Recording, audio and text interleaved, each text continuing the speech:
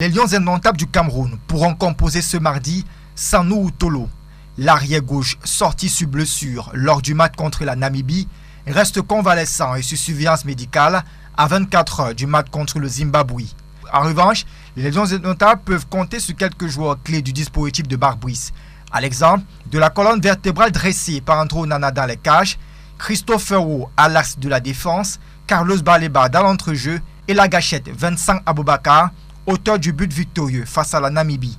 Sera-t-il suffisant pour venir à bout des Warriors du Zimbabwe qui sont à la quête des points après le match nul 0 but partout obtenu lors de la première journée face au Kenya? Il faudrait en tout cas se méfier de ces stars, Tawanda de Wolverhampton ou encore Tino Tenda de FC Nantes. L'issue de la rencontre reste donc incertaine malgré l'avance prise par le Cameroun qui occupe désormais la première place du groupe J avec 3 points grâce à sa victoire de samedi dernier, 1-0 contre la Namibie. Le modeste Zimbabwe, 129e au ranking mondial, est quant à lui 3e du groupe avec 1 point à la suite de son match nul 0 but partout face au Kenya.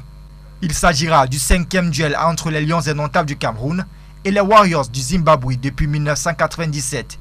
Les 4 derniers s'étant soldés sur 1 nul et 3 victoires pour les Camerounais.